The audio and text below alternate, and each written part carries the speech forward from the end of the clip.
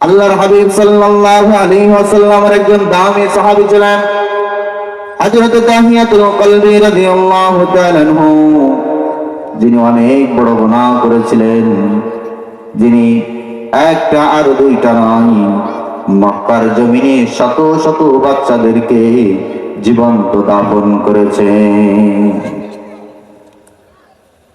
সম্মানিত হাজিরিন, দাহিয়াতুল কলবি এত বড় গুনাহ করার পরেও আল্লাহর হাবিব সাল্লাল্লাহু আলাইহি ওয়াসাল্লামের কাছে জিবরাইল আসতেন। জিবরাইল মাঝে মধ্যে দাহিয়াতুল কলবির রূপ ধরে আল্লাহর হাবিবের কাছে আসতেন। সুবহানাল্লাহ।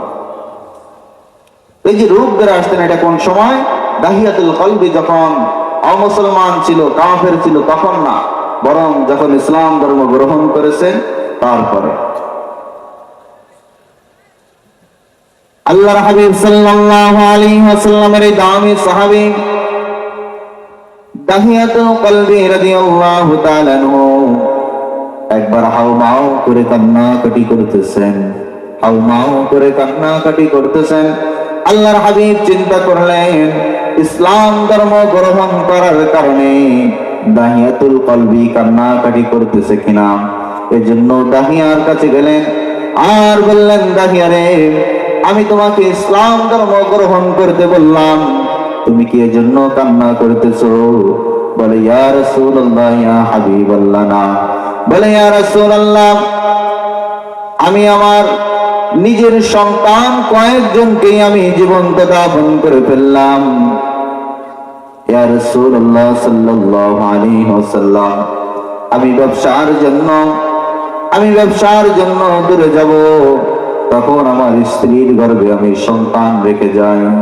আমি ব্যবসা থেকে কয়েক বছর পরে আসা, যখন আমি বাড়িতে আসলাম, এসে দেখলাম আমার স্ত্রীর সাথে ছোট্ট একটা ফুটফুটে কন্যা সন্তান। বললেন, ইয়া রাসূলুল্লাহ, আমি বাড়িতে আসার পরে এই সন্তান দেখার পরে আমার মাথা খারাপ, আমার মাথায় ঠিক মতো কাজ করে না। এই সন্তানকে কেন আমার স্ত্রী এখনো দাফন করে নাই? আল্লাহর হাবিব সাল্লাল্লাহু আলাইহি ওয়াসাল্লাম কে বলতেছেন, ইয়া রাসূলুল্লাহ, তবে আমি সুযোগ খুঁজতেছিলাম কখন এই সন্তানকে জীবন্ত দাফন করা যায়। আমি একদিন ওই সন্তানকে বললাম, তোমাকে নানার বাড়ি নিয়ে যাব। স্ত্রীকে বললাম, সুন্দর করে সাজুগুজু করে দাও, ওর নানার বাড়িতে আমি নিয়ে যাব। আল্লাহর হাবিব সাল্লাল্লাহু আলাইহি ওয়াসাল্লাম কে বলেন, ইয়া রাসূলুল্লাহ, আমি যখন যাইতেছিলাম, কিছু সময় পরে আমি যখন রাস্তা অতিক্রম করলাম, ভিন্ন রাস্তায় চলে গেলাম, ওই সময় সন্তান বলতেছে, বাবা রে, আমার নানার বাড়ি যাওয়ার রাস্তা তো এটা না, আপনি কেন আমাকে এই রাস্তায় নিয়ে যাইতেছেন? আমার মেয়ে আমাকে বারবার প্রশ্ন করতেছে। আমি আমার মেয়ের প্রশ্নের উত্তর না দিয়ে সামনের দিকে চলে গেলাম। বলে, ইয়া রাসূলুল্লাহ, আমি সামনের দিকে গিয়ে একটা গর্ত খুঁজতে আরম্ভ করলাম।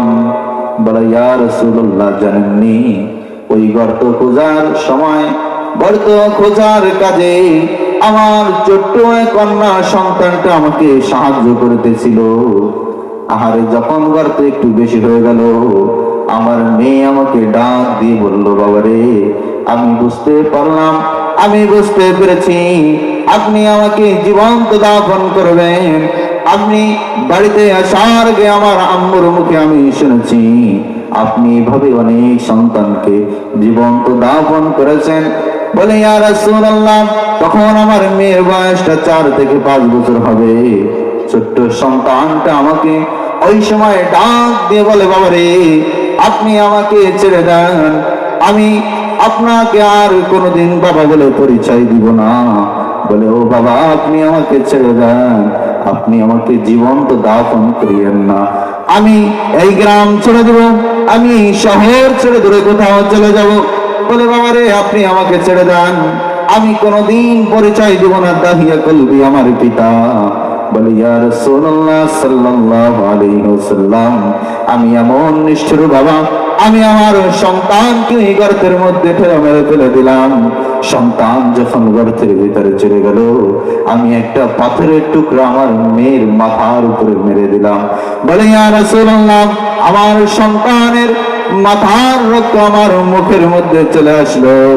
আহারে আমি বাবা, আমার কখনো মায়া হয় নাই। বলে ইয়া রাসূলুল্লাহ সাল্লাল্লাহু আলাইহি ওয়াসাল্লাম, আমি যখন ইসলাম ধর্ম গ্রহণ করলাম, আমি যখন কালিমা পড়লাম, ইসলামের সুশীতল চারতলে চলে আসলাম, আরে আমার এখন মনে হইতেছে আল্লাহ আমাকে ক্ষমা করবে কিনা। বলে ইয়া রাসূলুল্লাহ, আমার আল্লাহ কি আমাকে কোনোদিন ক্ষমা করবে? আল্লাহর হাবিব বলেন, যখন তুমি ইসলাম ধর্ম গ্রহণ করেছো, যখন তুমি কালিমা পড়েছো, আল্লাহ রাব্বুল আলামিন তোমাকে সঙ্গে সঙ্গে ক্ষমা করে দিয়েছে। সুবহানাল্লাহ। বলে ইয়া রাসূলুল্লাহ, শুধু তাই নয়, আমি তো মক্কার জমিনে অনেক সন্তানকে জীবন্ত দাফন করলাম।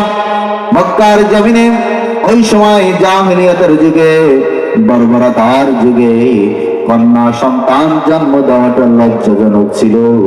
বলে ইয়া রাসূলুল্লাহ, অনেক বাবারা তার সন্তানকে মায়ার কারণে, মহব্বতের কারণে জীবন্ত দাফন করতে পারতো না। আমি দাহিয়াতুল কলবের কাছে নিয়ে আসতো আর আমি জীবন্ত দাফন করতাম। বলে ইয়া রাসূলুল্লাহ, এই সমস্ত গুনাহ কি আল্লাহ ক্ষমা করবে? আল্লাহর হাবিব বললেন, ও দাহিয়া, তুমি যখন ইসলাম ধর্ম গ্রহণ করে নিয়েছো, আল্লাহ রাব্বুল আলামিন তোমাকে ক্ষমা করে দিয়েছেন। সুবহানাল্লাহ।